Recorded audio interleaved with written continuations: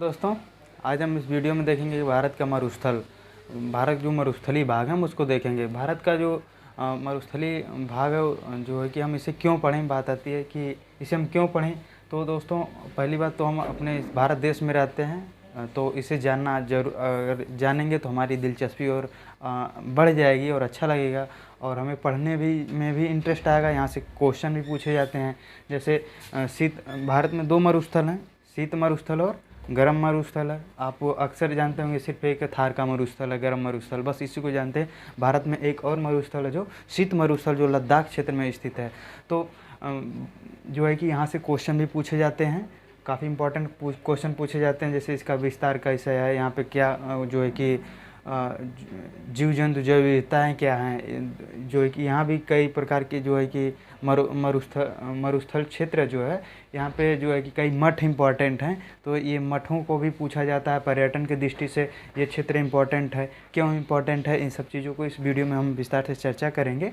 तो हम देखते हैं कि इस वीडियो जो है कि भारत का मरुस्थल जो है 2 भाग, भारत में 2 प्रकार के मरुस्थल पाए जाते हैं, एक शीत मरुस्थल, एक गर्म मरुस्थल है। शीत मरुस्थल को ठंडा मरुस्थल भी कह सकते हैं, शीत या इसे कहते हैं ठंडा मरुस्थल, ठंडा या शीत मरुस्थल, या फिर ये गर्म मरुस्थल। तो हम पहले शीत मरुस्थल की बात करते हैं। शीत मरुस्थल जो है कि लद्दाख क्षेत्र में स्थित है।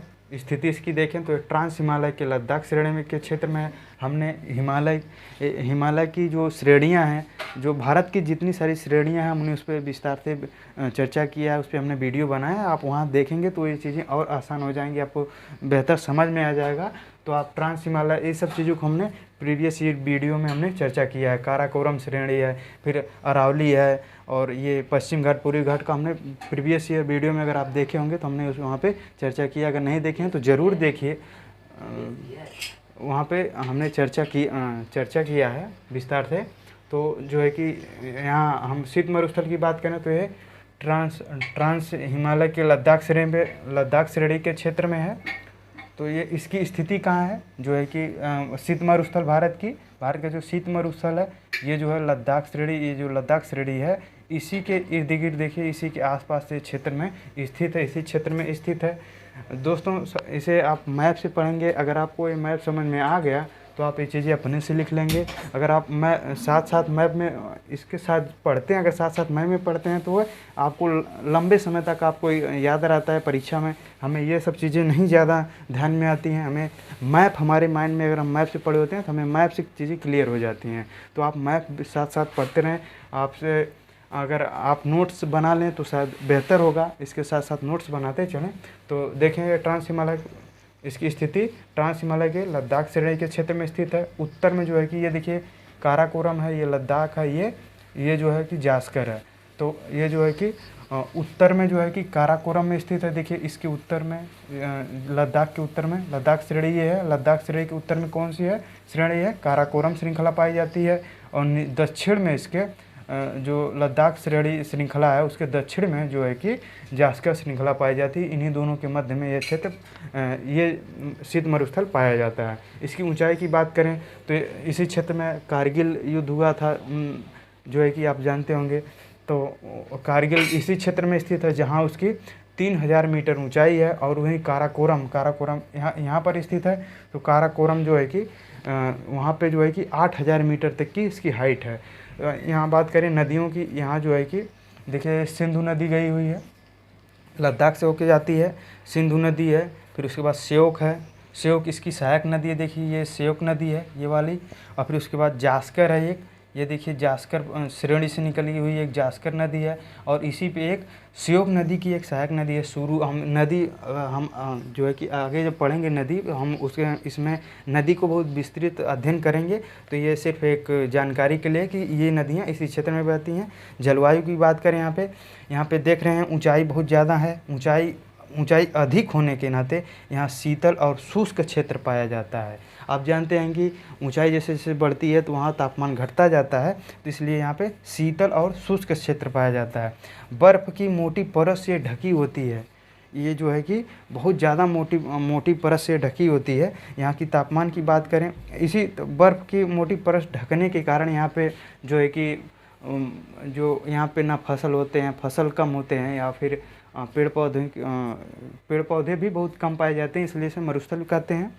तो तापमान की बात करें, इसको ग्रीष्म ऋतु में जो है कि दिन का तापमान 0 डिग्री से जो है कि कुछ ही अधिक होता है, जैसे 0 से 8 हो गया, 10 तक होता है। और जो है कि रात में ये जो है कि 30 डिग्री नीचे चला जाता है, ये 30 डिग्री -30 डिग्री के नीचे के आसपास चला जाता है। और ये शीत ऋतु में, ठंडी में जो है कि हमेशा जो है कि -30 डिग्री के नीचे ही रहता है, चाहे दिन में चाहे रात हो, हमेशा जो है कि -30 डिग्री से नीचे ही रहता है, -50 तक चला जाता है। तो वहाँ भी लोग रहते हैं। तो हमारे देश के सैनिक वहाँ भी कारगिल में देखें, अभी कारगिल में जो है कि -40 डिग्री में जो देश के सैनिक इस क्षेत्र में जाके देश की रक्षा करते हैं। तो उस क्षेत्र में हिमालय की वृष्टि छाया है, ओए बंद करो, ये हिमालय की वृष्टि छाया में पड़ने के कारण ये हिमालय की, देखिए ये जो है कि यहाँ से जब जो है कि हवाएं चलती हैं, जो दक्षिण पश्चिम मानसून हवाएं चलती हैं, तो ये जो है कि वृष्टि छाया क्षेत्र में पड़ती हैं। तो इधर से जब हवाएं इधर जाती हैं तो ये पर्वत श्रेणियाँ रोक लेती हैं, इधर नहीं जाने देती हैं, तो इधर वर्षा कम होती है।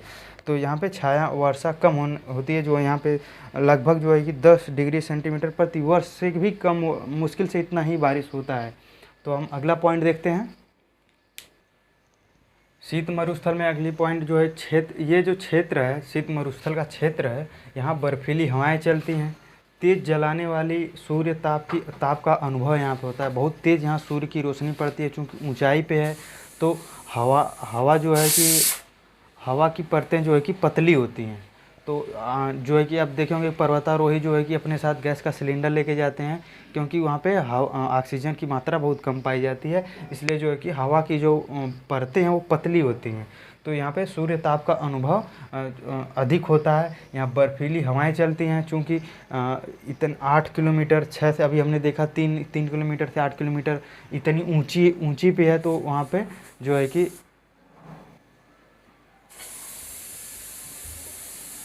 यहाँ बर्फीली हवाएं चलती हैं। जो है कि जब इतनी ऊंची पे तापमान कम रहेगा तो वहाँ बर्फीली हवाएं ही चलेंगी। जो है कि बर्फ़ों का तुषार पड़ता है, यहाँ पे बर्फ़ों की आंधियाँ आती हैं।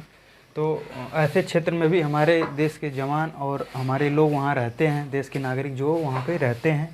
और बात करें यहाँ की जैव विविधता की, तो यहाँ जो है कि वनस्पतियों की जो है कि जैव विविधता कम पाई जाती है, चूँकि इतनी कठिन परिस्थिति है, जीवन के लिए अनुकूल नहीं है, प्रतिकूल परिस्थितियाँ वहाँ पर पाई जाती हैं। फिर भी कुछ जो है कि वनस्पतियाँ जो है कि पक्षी और जानवर भी वहाँ पाए जाते हैं। तो वनस्पतियों की बात करें तो यहाँ घास की छोटी छोटी झाड़ियाँ पाई जाती हैं। और जो है कि जब गर्मी का मौसम आता है, जब बर्फ़ जो है कि पिघल जाती हैं, तो एक घास की जो झाड़ियाँ उत्पन्न होती हैं, तो जो है कि चरवाहे जो होते हैं अपनी पशुओं को लेकर के निचले क्षेत्र से फिर ऊंचाई की तरफ चले जाते हैं। तो यहाँ सरपत विलो पाया जाता है, पापलर है, सेब, खुबानी और अखरोट है, जो ग्रीष्म ऋतु की वनस्पति है। और बात करें जानवर की, यहाँ तो जंगली भेड़ और बकरी पाए जाते हैं। और यहाँ पे याक से जो है कि वहाँ पे दूध का उत्पादन जो हमारे यहाँ आप मैदानी क्षेत्रों या दक्षिण भारत में अन्य क्षेत्रों में देखें तो वहाँ गाय भैंस ये सब पाई जाती हैं, यहाँ याक पाए जाते हैं। इन्हीं से यहाँ पे दूध और पनीर इत्यादि बनता है। और यहाँ पे कुछ विशेष प्रकार के कुत्ते पाए जाते हैं। और बात करें पक्षियों की, तो यहाँ रॉबिन है, रेड स्टार्ट है, तिब्बती स्नोकॉक है, रेबन है, हुप और बहुत सारी पक्षियाँ पाई जाती हैं। तो ये मेन यहाँ पे मुख्य पक्षियाँ हैं। इसमें कुछ जो है कि विदेशी भी हैं, दूसरे देश से प्रवासी पक्षियाँ भी हैं, जैसे तिब्बती स्नोकॉक, ये तिब्बत में भी पाया जाता है। बात करें यहाँ के लोगों की, तो यहाँ पे ये मुसलमान और बौद्ध बाहुल क्षेत्र है। यहाँ पे प्रसिद्ध मठ बहुत बार यहाँ पे ये मठ जो है कि पाए जाते हैं, बहुत बार परीक्षाओं में पूछा जाता है। ये अगर बात करें इसमें सबसे इम्पोर्टेंट है, तो ये प्रसिद्ध मठ बहुत ही इम्पोर्टेंट है। यहाँ हेमिस जो है मठ पाया जाता है, थिकसे और से है, और लामापुर, ये जो है कि हेमिस भी पूछा गया है और थिकसे मठ भी पूछा गया है। बात करें यहाँ की जो है कि दर्रों की, यहाँ कैसे पहुँचते हैं, यहाँ सड़कों और वायु के द्वारा जो है कि आवागमन की सुविधा है। और यहाँ पे कुछ दर्रे जो हैं कि जो जिला दर्रा है, जो श्रीनगर, हमने भारत के दर्रों के बारे में पढ़ा था पिछले वीडियो में, वहाँ आप जाके देख सकते हैं। तो वहाँ पे जो है कि श्रीनगर यहाँ पे श्रीनगर से जो लेह जाने के लिए जो है कि जोजिला दर्रे के माध्यम से जाते हैं, जिस पे नेशनल हाईवे 1A पाया जाता है। फिर उसके बाद बड़ा लाचा दर्रा है जो है कि मंडी से जो हिमाचल प्रदेश के, देखिए हिमाचल प्रदेश के मंडी और लेह को जोड़ता है। ये पर्यटन के लिए काफ़ी प्रसिद्ध है। यहाँ पे जो है कि ये छोटी छोटी घास और जो है कि बर्फ़ की जो खूबसूरती है, प्राकृतिक खूबसूरती है, यहाँ पे देखने के लिए भारतीय और विदेशी लोग बड़ी मात्रा में यहाँ पे आते हैं। यहाँ पे जो है कि यहाँ के लोगों का एक विशेष त्यौहार है और पहनावा है जिसे लोगों को आकर्षित करता है। अब हम बात करते हैं गर्म मरुस्थल यानी कि थार मरुस्थल की। अब बात करते हैं गर्म मरुस्थल या थार की, जो हमारे राजस्थान में है। जैसे हम लोग बहुत ज़्यादा इसी को जानते हैं, इसको हमारी पहचान, हम कम इसे जानते हैं, लेकिन इसे हम हम खुद जानते हैं, सभी लोग जानते हैं कि थार का मरुस्थल कहाँ पे है। ये राजस्थान में स्थित है और इसका कुछ भाग जो है कि गुजरात में भी स्थित है। तो आप इसको एक पेज पे बना लें साथ में देखिए, हम बहुत ही शार्ट में पॉइंट वाइज हम आपको जो है कि बहुत ही शार्ट में हम दिए हैं। चाहे तो इसको हम अगर लिखवा दें तो पूरा बोर्ड भर जाएगा, आपकी कॉपी भर जाएगी। इस तरह से जो है कि आप बनाएंगे तो आपको समझने में भी आसान है। अगर आप मैप साथ में बनाते हैं तो आपको और अच्छे से समझ में आएगा। बात करें इस मरुस्थल की, इसे थार मरुस्थल भी कहते हैं। इसकी स्थिति की बात करें तो ये भारत के उत्तर पश्चिम हिस्से में स्थित है। ये जो है कि भारत का अगर देखें तो पूरा भारत के उत्तर पश्चिम हिस्से में स्थित है और इसके जो है कि अरावली के दक्षिण पश्चिम में स्थित है। ये देखिए, हमने अरावली को पढ़ा था पिछले वीडियो में, तो ये अरावली है। अरावली के किस दक्षिण पश्चिम वाले हिस्से में ये स्थित है। देखिए कुछ भाग इसका कच्छ केरन तक है। तो विस्तार की बात करें तो ये राज्य किन राज्यों में, सबसे ज़्यादा राजस्थान में, फिर इसका गुजरात में भी कुछ हिस्सा इसका जो है कि ये कच्छ वाले रण के हिस्से में ये आता है। फिर ये प्रायद्वीपीय पठार का भाग, हमने पिछले वीडियो में प्रायद्वीपीय पठार भी पढ़ा था, तो हमने देखे तो ये हमने वहाँ पढ़ा था कि ये प्रायद्वीपीय पठार कहाँ तक फैला हुआ है, जैसलमेर तक अरावली के जो है कि दक्षिण पश्चिम में भी पहुँचा है। तो ये फैला हुआ है, प्रायद्वीपीय पठार का भाग है। बात करें, ये ऐसा माना जाता है कि ये पहले समुद्र का हिस्सा था। तो इसका प्रमाण कैसे मिलता है, ये जो है मेसोजोइक काल में पुष्टि होती है कि ये समुद्र का हिस्सा था। जो है कि इसका प्रमाण क्या है, पुष्टि कैसे होती है, राजस्थान में आकल में स्थित आकल में स्थित एक काष्ठ जीवाश्म पार्क में उपस्थित एक उपलब्ध प्रमाण है इसका, जो है कि 18 करोड़ वर्ष पुराना है। जो है कि ये इसका एक प्रमाण देता है कि ये समुद्र का हिस्सा है। दूसरा जो प्रमाण देता है वो जैसलमेर के ब्रह्मसर के निकट एक समुद्र निक्षेप, वहाँ जो है कि ब्रह्मसर में समुद्र के निक्षेप पाए गए हैं, तो इसलिए ऐसा माना जाता है कि ये पहले ये समुद्र का हिस्सा था। बात करें इसकी अगली पॉइंट की, तो ये धरातली आकृति इसकी जो है कि ये यहाँ जो धरातल है ये भौतिक अक्षय है। इस यहाँ पे जो है कि ये पवन क्रिया द्वारा निर्मित है। ये जो इसका आकृति आप ऐसे जो देखेंगे नॉर्मली, तो वो जो है कि भौतिक अक्षय और पवन क्रिया द्वारा निर्मित है। मतलब इसका हमेशा अक्षय और अपवर्तन होता रहता है। जो है कि पवन हवाएं जो है कि जो इसको उड़ा के एक अलग अलग शेप देती हैं। तो यहाँ की बात करें कि स्थलाकृतियों को, ये पूछा गया क्वेश्चन है कि यहाँ कौन कौन स्थलाकृतियाँ पाई जाती हैं, तो ये देख लिए स्थलाकृति।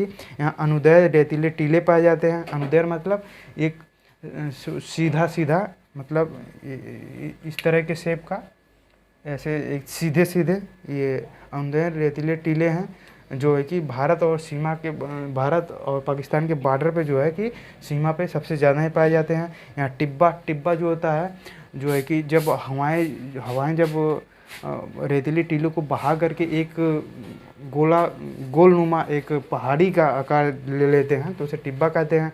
एक बरखान यहाँ पाया जाता है।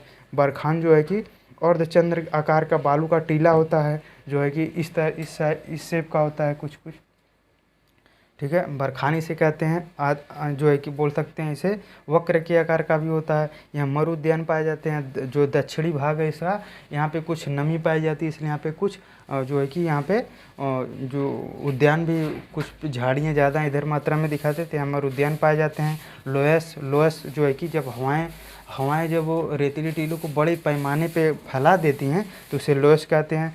जो है कि विश्व का सबसे बड़ा लोयस मैदान जो है कि चाइना में है। यहाँ पे प्लाया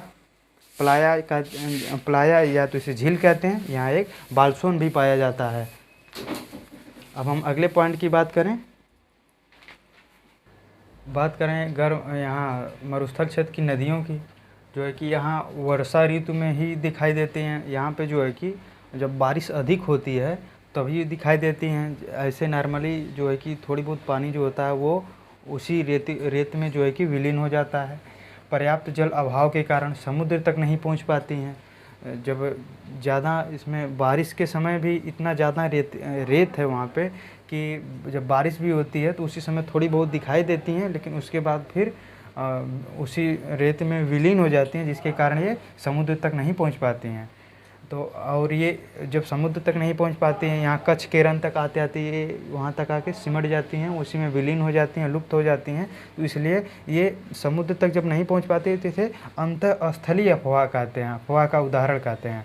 तो अगर उदाहरण की बात करें तो ये अंतःस्थलीय अफवाह इसे कहते हैं, जो है कि क्यों अंतःस्थलीय कहते हैं, जब ये जो है कि ये क्योंकि ये स्थल के अंदर ही विलीन हो जाती हैं, वहीं समाप्त हो जाती हैं। तो बात करें नदियों की, इस क्षेत्र में कौन कौन सी नदियाँ बहती हैं, तो यहाँ पे एक लूनी है, फिर इसी की एक सहायक नदी है जवाई, जो यहीं से निकली हुई है, जवाई है। फिर उसके बाद ये देखिए बनास है, फिर रूपेन है, फिर मच्छी जो है कि सरस्वती है। ये जो नदियाँ हैं ये कच्छ केरन में आके विलीन हो जाती हैं। बात करें ढलान के आधार पर इसको दो भागों में बांटा गया है। एक ढलान इस तरह की ढलान इसकी पाई जाती है। एक सिंध की ओर ढलान है, जो सिंध नदी देख रहे हैं उस साइड की इस तरह से ढलान है, और जो है कि एक जो है कि कच्छ केरन की तरह इधर ढलान है। तो इसको सिंध की ओर ढलान और उसके बाद जो है कि कच्छ की ओर ढाल कहते हैं। और हम अगले पॉइंट की बात करें तो यहाँ की जैव विविधताएँ जो है कि बहुत कम पाई जाती हैं। यहाँ जैव प्रतिकूल परिस्थितियाँ पाई जाती हैं, इस कारण यहाँ पे जैव विविधता में कमी पाई जाती है, क्योंकि यहाँ पे तापांतर बहुत ज़्यादा है, पानी का अभाव है। तो यहाँ पे जीव के लिए प्रतिकूल स्थितियाँ मिलती हैं, तो इसलिए यहाँ पे जो है कि जैव विविधता में कमी पाई जाती है। और फिर भी यहाँ पे कुछ वनस्पतियाँ और जीव जंतु पाए जाते हैं। वनस्पतियों में बात करें तो कटीली झाड़ियाँ हैं, बबूल है और नागफनी है। ये सब देखेंगे तो उसमें उनके कांटे पाए जाते हैं और पत्तियां छोटी होती हैं, ताकि जो है कि वाष्पीकरण कम हो, और इनकी जड़ें जो होती हैं काफ़ी गहरी होती हैं। और यहाँ जीव जंतु की बात करें तो यहाँ पे रेंगने वाले जीव पाए जाते हैं, जैसे सांप हो गया, छिपकली हो गया, ये सब क्षेत्र में बहुत ज़्यादा पाए जाते हैं। हम इसको एक सेपरेट वीडियो में जब जैवमंडल पढ़ेंगे तो हम वहाँ पे इसको जो है कि बहुत विस्तार से पढ़ेंगे। अगर वीडियो अच्छा लगा हो तो जो है कि लाइक करें, और अगर इससे कोई संबंधित कोई क्वेश्चन आपको नहीं समझ में आता है कमेंट में पूछें। और अगर वीडियो जो है कि में कुछ सुझाव देना चाहते हैं इस टॉपिक से संबंधित, तो सुझाव को कमेंट में ज़रूर दें। अगर वीडियो अच्छा लगा हो तो चैनल को सब्सक्राइब करें, दोस्तों के यहाँ शेयर करें। जय हिंद।